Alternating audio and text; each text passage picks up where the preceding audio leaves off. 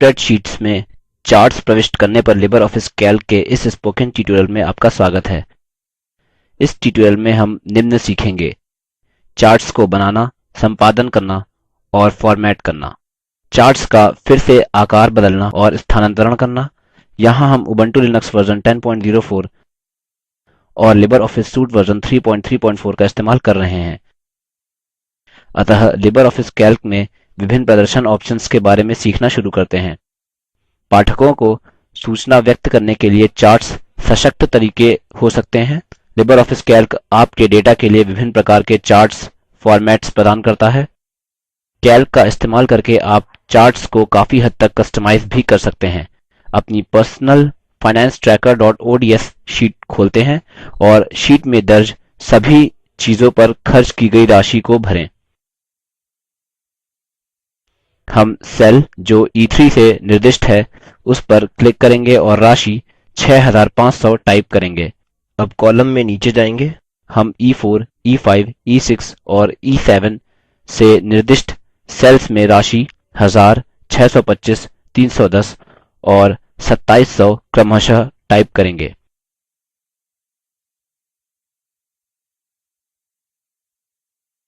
अब शीट में दर्ज सभी चीजों के लिए पाई गई राशि भरेंगे। अतः F3 से निर्दिष्ट सेल पर क्लिक करें और राशि 500 टाइप करें। अब इस कॉलम में नीचे जाएं। हम F4, F5, F6 और F7 से निर्दिष्ट सेल्स में राशि 200, 75, 10 और 700 क्रमशः टाइप करेंगे। सीखते हैं कि इस टेबल के लिए चार्ट कैसे बनाएं। एक चार्ट बनाने के लिए सबसे पहले हमें चार्ट में सम्मिलित किए जाने वाले डेटा को चुनना होगा। अतः सेल SN पर क्लिक करें और माउस बटन बिना छोड़ें कर्सर को आखिरी सेल तक ड्रैग करें जिसमें 700 है। अब मेन्यू बार में इंसर्ट ऑप्शन पर क्लिक करें और फिर चार्ट ऑप्शन पर क्लिक करें। आप देखते हैं कि डेट के साथ डिफ़ॉल्ट चार्ट वर्कशीट में सम्मिलित हो गया है। साथ ही चार्ट विजार्ड डायलॉग बॉक्स प्रदर्शित होता है। चार्ट विजार्ड प्रदर्शित करता है कि डिफ़ॉल्ट चार्ट चुनित है। यह डिफ़ॉल्ट चार्ट विजार्ड में आपके द्वारा किए गए बदलावों को दर्शाने के लिए अपडेट करता है। चार्ट विजार्ड डायलॉग बॉक्स में 3 मुख्य भाग होते हैं: चार्ट को बनाने में सम्मिलित निर्देश, चार्ट के प्रकारों का चुनाव और चार्ट के प्रत्येक प्रकार के लिए ऑप्शन्स। 3D लुक ऑप्शन को चेक करके चार्ट प्रदर्शन को 3 डायमेंशन में भी प्रदर्शित कर सकते हैं। चलिए इन ऑप्शन्स की कोशिश करते हैं। हम choose a chart type field के अंदर बार ऑप्शन पर क्लिक करेंगे। ध्यान दें कि नमूना चार्ट टेबल के डेटा को बार प्रारूप में प्रदर्शित करता है। उसी प्रकार से आप अन्य ऑप्शन्स जैसे पाई, एरिया, बबल पर क्लिक कर सकते हैं और choose a chart type field के अंदर भी कई अन्य ऑप्शन्स पर क्लिक कर सकते हैं और अपेक्षित चार्ट प्राप्त कर सकते हैं। स्टेप्स ऑप्शन के अंदर हमारे पास डेटा रेंज नामक एक और ऑप्शन है। इस ऑप्शन का उपयोग करके आपको चार्ट में जितना डेटा प्रदर्शित करना है उसकी सीमा खुद से बदल सकते हैं। डेटा को बनाने का default option data series in columns है। हम तरीका बदल सकते हैं। डेटा सीरीज इन रोज का उपयोग करने के बजाय हम डेटा को प्लॉट करना चाहते हैं। यह लाभदायक है यदि आप अपने डेटा को दर्शाने के लिए चार्ट की स्टाइल जैसे कि कॉलम का इस्तेमाल करते हैं। अंततः आप चुन सकते हैं कि फर्स्ट रो एज लेबल इस्तेमाल करना है या फर्स्ट कॉलम एज लेबल।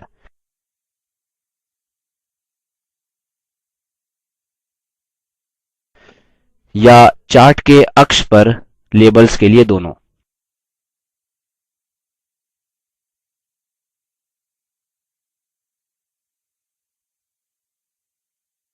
फिर डेटा सीरीज इन कॉलम में फिर से क्लिक करें।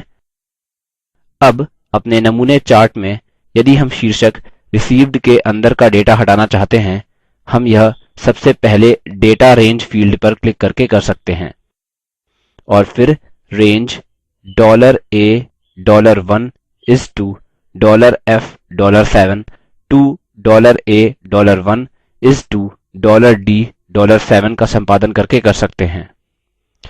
शीर्षक रिसीव्ड के अंदर के डेटा पर ध्यान दें, यह चार्ट में अब नहीं प्रदर्शित है। अगला देखते हैं कि डेटा सीरीज क्या करता है। ध्यान दें, यहाँ 5 रोज़ हैं जो हमारी स्प्रेडशीट में डेटा की सभी रोज़ को प्रदर्शित कर रही है। ऐड और रिमूव बटन्स हमें चार्ट में डेटा जोड़ने और हटाने की अनुमति देंगे। अप और डाउन बटन्स का इस्तेमाल करके हम डेटा को फिर से क्रमबद्ध भी कर सकते हैं। अतः डेटा और उसको चार्ट में प्रदर्शित करने के तरीके को चुनने के बाद डायलॉग बॉक्स में फिनिश बटन पर क्लिक करें। आप देखते हैं कि चार्ट स्प्रेडशीट्स में प्रविष्ट हो गया है। स्प्रेडशीट में चार्ट्स प्रविष्ट करना सीखने के बाद हम अब सीखेंगे कि लिबरऑफिस कैल्क में चार्ट फॉर्मेट कैसे करें। फॉर्मेट मेन्यू में फॉर्मेटिंग और चार्ट्स के दिखावट को ठीक करने के कई ऑप्शंस होते हैं। स्प्रेडशीट में हमने जो चार्ट प्रविष्ट किया है उसे फॉर्मेट करें। अतः चार्ट पर डबल क्लिक करें जिससे कि यह स्लेटी हाशिए से बंद हो जाए। यह प्रदर्शित करता है कि यह एडिट मोड में है। अब मुख्य मेन्यू में फॉर्मेट ऑप्शन पर क्लिक करें। आप देखते हैं कि ड्रॉप डाउन मेन्यू में कई सारे फॉर्मेटिंग ऑप्शंस हैं, जैसे format selection, position and size, arrangement, chart wall, chart area और कई सारे। यह चार्ट के स्थापन, पृष्ठभूमि और चार्ट के शीर्षक व्यवस्थित और फॉर्मेट करने के लिए इस्तेमाल होते हैं। हम सबसे ज़्यादा इस्तेमाल किए जाने वाले फॉर्मेटिंग ऑप्शंस के बारे में एक एक करके सीखेंगे।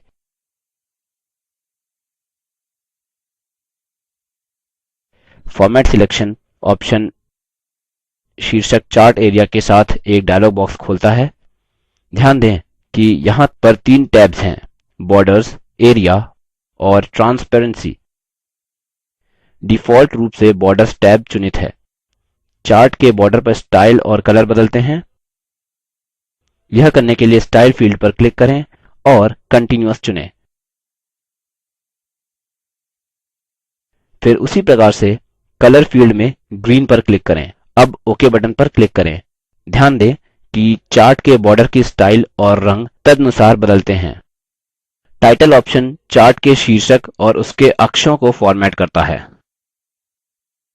एक्सेस ऑप्शन जो चार्ट बनाती है उन लाइन्स को फॉर्मेट करता है। साथ ही दोनों x और y अक्षों पर दिख रहे टेक्स्ट के फॉन्ट को भी। इन सब ऑप्शंस का बाद में खुद से अन्वेषण करें, यह जानने के लिए कि यह सब क्या करते हैं। कैल्क चार्ट क्षेत्र की पृष्ठभूमि को बदलने के लिए भी ऑप्शन प्रदान करता है। चार्ट क्षेत्र मुख्य शीर्षक और की सहित चार्ट ग्राफिक के आसपास का क्षेत्र है।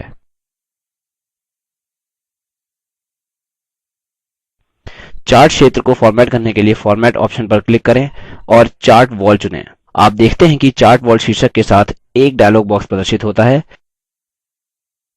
स्टाइल फील्ड कंटीन्यूअस दर्शाता है क्योंकि यह हमारा अंतिम चुनाव था। कलर फील्ड में रेड पर क्लिक करें। हम साइज को भी 0.20 सेंटीमीटर में बदल देंगे।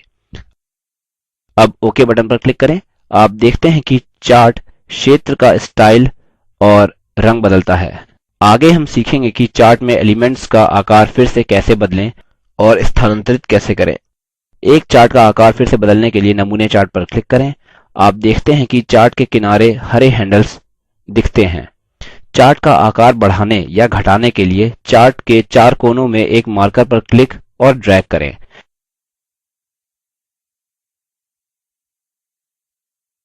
चार्ट को स्थानांतरित करने के लिए पहले चार्ट पर क्लिक करें।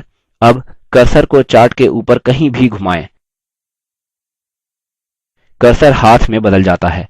चार्ट पर क्लिक करें और इच्छित स्थान पर ले जाएं। अब माउस का बटन छोड़ें। आपने चार्ट स्थानांतरित कर लिया। अगला हम सीखेंगे कि position and size dialog box का इस्तेमाल करके चार्ट्स का आकार कैसे बदलें। फिर से चार्ट पर क्लिक करें। अब चार्ट पर दायां क्लिक करें और कॉन्टेक्स्ट मेन्यू से पोजीशन एंड साइज चुनें। Position and size dialog box प्रदर्शित होता है। इसमें कई सारे फील्ड्स होते हैं जो चार्ट के x और y स्थानों को और साथ ही लंबाई और चौड़ाई को निर्धारित कर सकते हैं। अपने चार्ट के लिए x निर्देशांक को 1.00 और y निर्देशांक को 0.8 8:3 निर्धारित करें।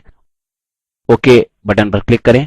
हम देखते हैं कि चार्ट निर्धारित वैल्यूज़ अनुसार चार्ट क्षेत्र के अंदर ही अपना स्थापन करता है। इसी के साथ हम इस स्पोकन ट्यूटोरियल के समाप्ति की ओर आ गए हैं।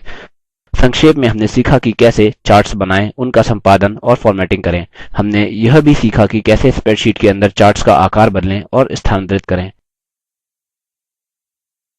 व्यापक नियत कार्य: अपनी स्प्रेडशीट practice.ods खोलें। डेटा के लिए पाई चार्ट प्रविष्ट करें। चार्ट का आकार बदलें और शीट के दाएँ कोने में स्थानांतरित करें। निम्न लिंक पर उपलब्ध वीडियो देखें। यह स्पोकन ट्यूटोरियल प्रोजेक्ट को सारांशित करता है। यदि आपके पास अच्छा बैंडविड्थ नहीं है तो आप इसे डाउनलोड करके देख सकते हैं। Spoken tutorial project team spoken tutorial का उपयोग करके कार्यशालाएँ भी चलाती हैं। उनको प्रमाण पत्र भी देते हैं जो ऑनलाइन टेस्ट पास करते हैं।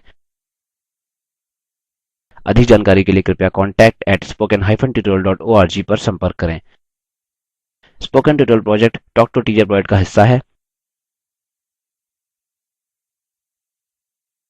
यह भारत सरकार के MHRD के ICT के माध्यम से राष्ट्रीय साक्षरता मिशन द्वारा समर्थित है।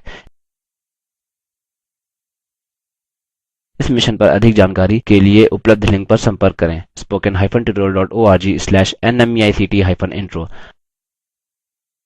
IIT बॉम्बे की ओर से मैं रवि कुमार अब आपसे विदा लेता हूँ।